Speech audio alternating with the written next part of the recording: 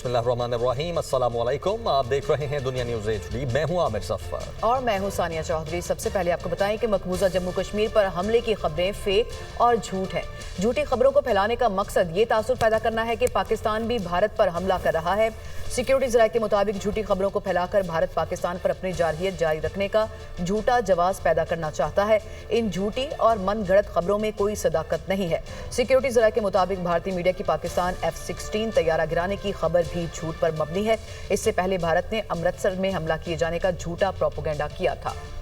तो मकबूजा जम्मू और कश्मीर पर हमले की खबरें फेक और झूठ हैं। झूठी खबरों को फैलाने का मकसद ये तासुर पैदा करना है कि पाकिस्तान भी भारत पर हमला कर रहा है। इसी हवाले से हमारे साथ ब्रिगेडियर रिटायर्ड मसूद खान साहब हमारे साथ मौजूद हैं।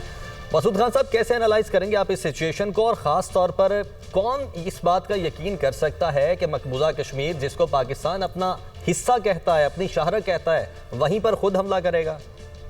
देखें जी, इनके इंडिया के DNA में झूठ है। और देखें कि ये बेसिकली फॉलो करते हैं नाजीज के आइडियाज एंड पॉलिसीज को, फिलॉसफीज को।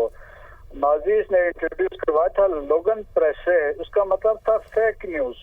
तो वो कंसेप्ट चला। उसके बाद उनका प्रोपेगेंडा मिनिस्टर था जोसेफ गॉबल्स।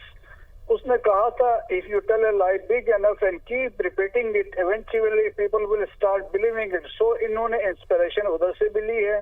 चाणक्य कौटिल्य की पॉलिसीज भी यही है कि आप झूठ बोलें और साइबर वारफेयर करें टू इन्फ्लुएंस योर एनिमी। और देखें कि